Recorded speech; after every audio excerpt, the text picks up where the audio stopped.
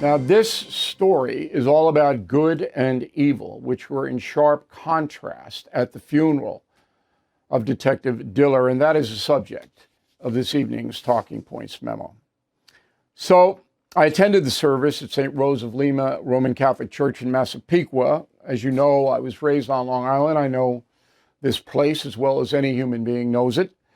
I stood outside the church and I watched thousands of police officers from all over the country in an emotional display, but also a display of power.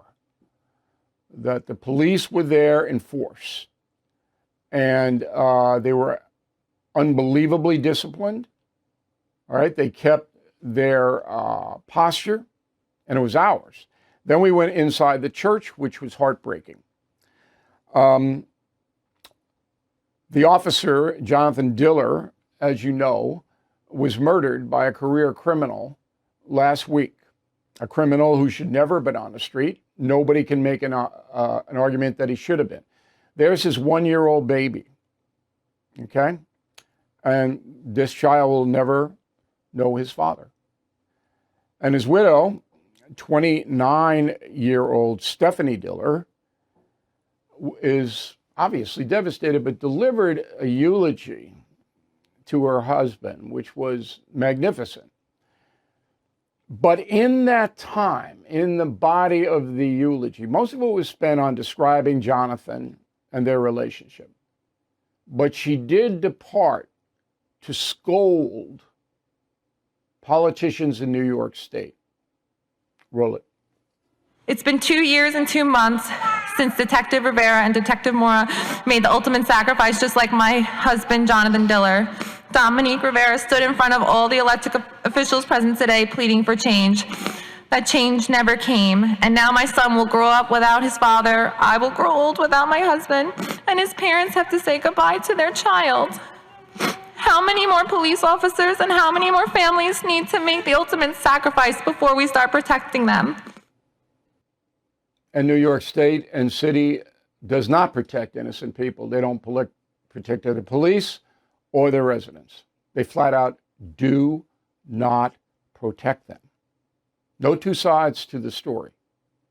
The progressive philosophy, and progressives control this state, is that criminals, even violent criminals, need to be treated, not punished.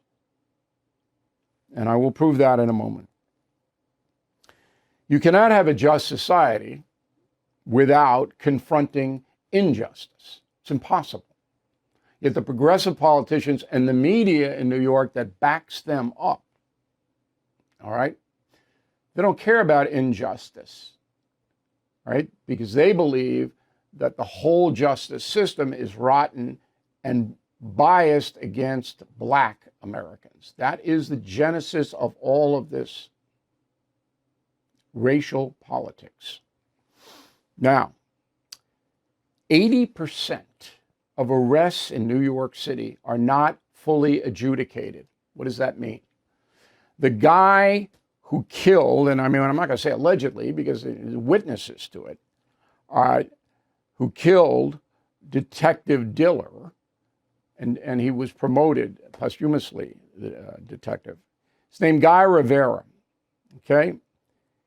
He's 34 years old. He's been arrested 21 times, served 2 prison terms. He's a drug dealer, okay? But get this. He's arrested 21 times. 19 of those arrests went nowhere because the DAs in New York City, with the exception of Staten Island, don't care about prosecuting guys like Rivera.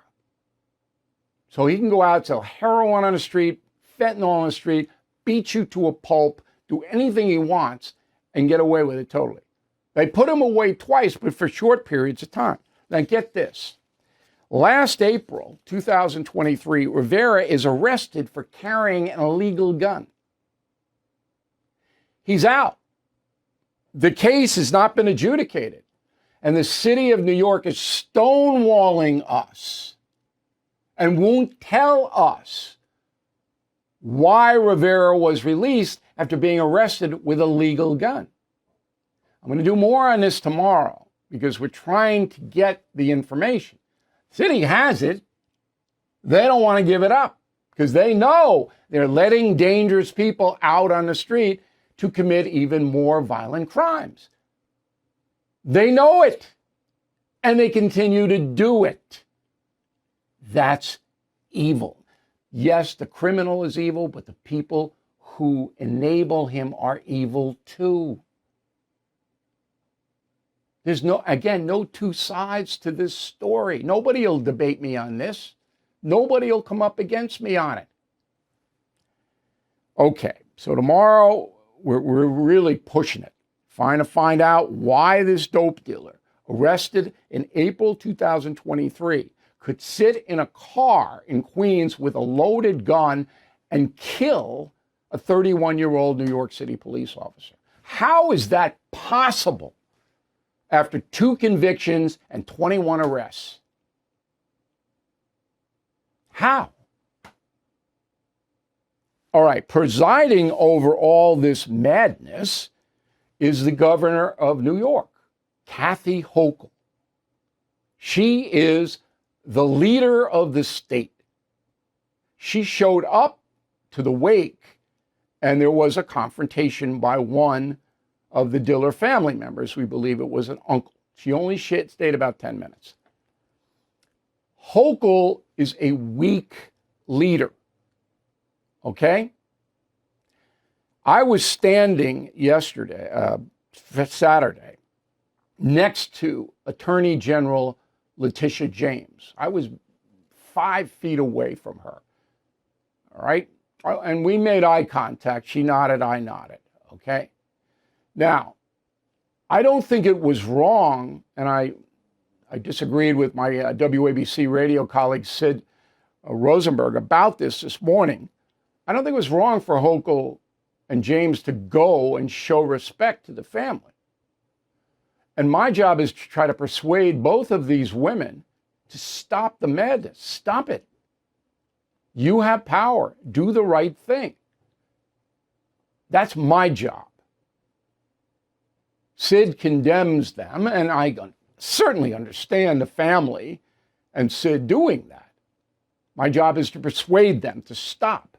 Do you realize that the state of New York has spent tens of millions of dollars prosecuting Donald Trump on ridiculous stuff, and then they turn around and tell the people of New York they can't afford to hire any more police? Do you realize that? Talk about corruption. My God. All right, let's sum this up. So a 31-year-old police officer, Jonathan Diller, who went to the high school that my son went to, same high school, St. Mary's, okay? He leaves a 1-year-old son. Put that baby's picture back up, okay? And this boy will never, ever know his father. And the reason this happened is that New York City and state politicians allow violent criminals to roam the streets of the city and state, armed and dangerous, time after time after time. No contrition, never saying they're sorry, and they never change. And who backs them up? The New York Times ran the funeral story of the dead police officer on page 21. Newsday, the newspaper of Long Island, gave it 2 pages and neglected to put in the soundbite I played you from Stephanie Diller chastising New York's politicians. Newsday couldn't put that in there. Both the Times and Newsday and the New York Daily News are far left operations. They allow the politicians, they encourage the progressives to do the insane things they do. All of these people, if you want to use a cliche, have blood on their hands. All of them. Because it goes on and on and on and on. And that's the memo. Now, there was another situation yesterday in New York City. There was Easter Mass in St. Patrick's Cathedral, a big day there. The cardinal said the Mass, and it was invaded by pro-Hamas demonstrators who went right into the church and interrupted the service. All right? Right in there, screaming and yelling their pro-Hamas stuff. This is New York City. 3 arrests. Matthew Menzies, 31, John Rosendahl, Gregory Schwedak. Okay, all 3 of them are radical leftists. Do you get a theme here? You see the theme? Excuse me. Get the theme? All right, now they're way beyond progressives. These people are communists and socialists. That's who's behind the pro-Hamas demonstrations. They don't believe in God. They don't, this is just a stunt. So they were arrested, these 3. And there were others that weren't arrested. Nothing will happen to them. Charged with misdemeanors. Nothing. They won't be prosecuted. Just like the cop killer, 19 times wasn't prosecuted. 19. New York. By now you have heard me talk about Delta Rescue. They are a fantastic organization that helps rescue animals from the wilderness. You know I'm a dog lover, so is Leo Grillo, the founder of Delta Rescue. It is his life's mission to provide everlasting care for these once abandoned animals. I myself have donated to Delta Rescue. Do you believe it is part of man's duty to care for dogs and horses, the animals that so much of our history is tied to? If so, please consider making a donation or consult your advisor about leaving a gift in your will or trust. There can be some tax advantages, and it's a great way to help Delta Rescue accomplish their mission. So please visit deltarescue.org to learn more. That's deltarescue.org. Now, there's a little bit of a kerfuffle. I hate that word, but I'll use it. On the right in the media, Daily Caller is a right-wing website. So it puts out a story earlier that the White House had banned religious-themed Easter eggs in its roll. All right? The Daily Caller put that out. Well, and they blamed it on Biden.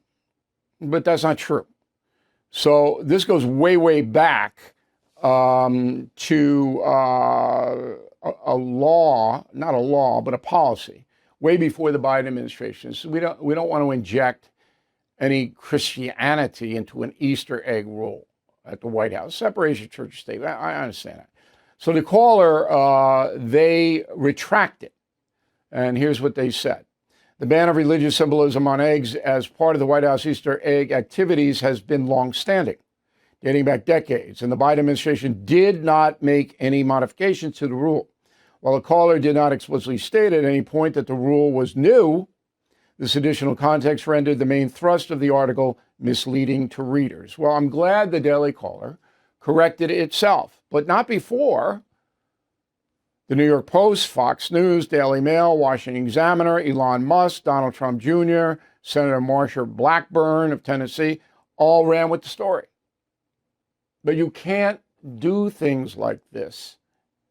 You have to verify whether you are liberal, as most of the media is, or conservative. All right, Smart Life.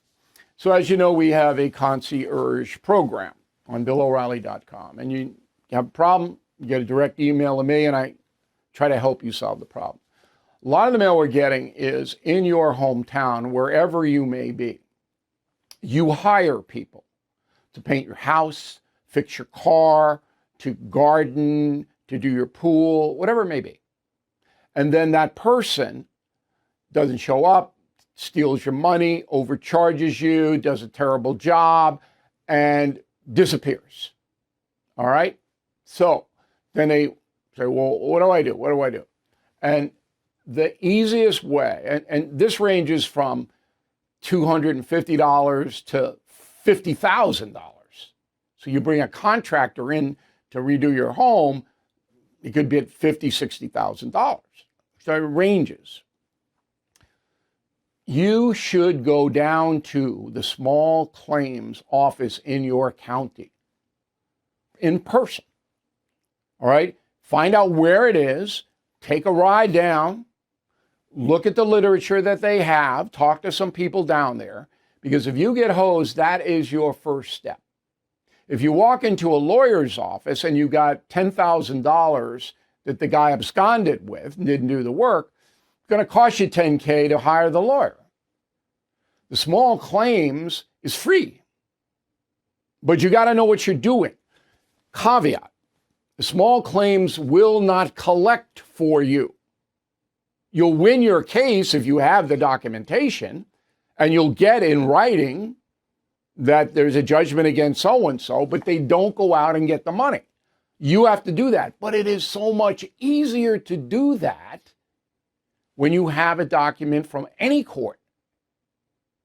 And if it's a lot of money, you can go into your county sheriff and file a criminal complaint. Fraud, all kinds of laws on the books. And if you're outside of New York City or San Francisco, they'll enforce the law. Here, forget it. But the smart life tip of the day is know what your small claims court is doing, because chances are you're going to need it. Okay, I hope that helps. As another critical election nears, America is gripped by anxiety. Recent studies show that 56% are feeling dread about the upcoming presidential vote in November. That's why I stand with AMAC. It's more than a senior discount organization. AMAC fights for common sense and a return to traditional American values. Visit amac.us/O'Reilly to grab an exclusive election year special, a 4-year AMAC membership for just $30. Members get access to money-saving benefits, the AMAC magazine, free Social Security and Medicare advice, a trusted voice in Washington, and a community of like-minded patriots. Take advantage of this election year special. 4 years for just $30. Be a part of the solution. By joining AMAC, you strengthen a movement dedicated to preserving our cherished principles. Please join now at amac.us/O'Reilly. That's amac.us/O'Reilly. The Tunnel to Towers Foundation supports America's greatest heroes, U.S. service members, and first responders who gave their lives, those catastrophically injured in the line of duty, and homeless vets. The Foundation's Gold Star Fallen First Responder and Homeless Vet programs honor the sacrifices made by men who fought and died for us, and women who risked their lives for our country as well. The Foundation's Never Forget program engages people in 9/11 remembrances across America with more than 80 runs, walks, and dozens of golf outings every year. The Tunnel to Towers 9/11 Institute educates kids from kindergarten through 12th grade about America's darkest day, while helping our nation keep its vow to never forget. So please support Tunnel to Towers. Donate $11 a month. Tunnel to Towers at T2T.org. More than 95 cents of every dollar you donate to Tunnel to Towers goes to its programs. That's T, the number 2, another T.org. All right, here's the final thought of the day. I'm doing spring cleaning. This is true. Now, I will admit I have a housekeeper, had her for many years, and she does a great job, but I got to go through my own stuff. I've got T-shirts that are 30 years old, because I remember buying them in Singapore or wherever I was, and I don't want to throw them away. They're kind of keepsakes, right? But 30-year-old T-shirts and stuff. I do get rid of my sneakers. But I'm going through all of my old, I have a voluminous amount. You can imagine, I've been to 86 countries. I've covered every story, and I've got all these mementos in there. But I also have pictures, and I'm finding pictures that I didn't even know existed. So I played college football. Some of you know that. I was a quarterback, and place kicker, and punter for Marist College up in Poughkeepsie, New York. And I found this picture, and look at that form, huh? Look at that form. There it is. Now, my senior year, I won the punting championship in my league. I was a better punter than place kicker, but I was an okay place kicker. But there's a picture I found. Look at the stand, it was packed. We used to get thousands of people at the games back then. Anyway, I found a lot of other really good pictures that I'll share with you, in the upcoming weeks. Some really interesting parts of my life and where I've been and what I've done, things like that. And it's important. So my final thought is this. If you have a lot of clutter in your house, and I don't, I mean, my stuff is all segmented all over the place. I don't go in the basement. I'm afraid to get down in the basement. But if you have a lot of clutter, go through it because it's fun. And you'll find little treasures. You'll find stuff that you forgot about. You don't even know exists. And I learn from it too. So I go back and I see, what I did on a certain story, how I handled it, the people I talked to, particularly in a political area. So starting in the year 2000, 24 years ago, my God. We covered all the conventions, we spoke to all the people. I have all of that lined up. I have, everything that we did. And I'm going, wow, yeah, that happened there, that happened. So all of that is very positive. But the main thing is you find pictures of your life. I put them in albums, by the way. I've got like 10, 15 just albums. So when I leave the earth, when I depart, my kids will have it and stuff like that. And I go, yeah, my father's going to, what did they say in that Anchorman with Will Ferrell? I'm kind of a big deal. I don't see myself that way. I'm a working class guy. But the work I did was pretty good. And so I'm kind of accumulating it. And so thank you for watching us tonight. I'm Bill O'Reilly. We'll see you again tomorrow. Thank you for watching the No Spin News. To watch the full episode anytime on BillO'Reilly.com, please sign up to become a premium or concierge member. Visit BillO'Reilly.com to sign up and start watching today.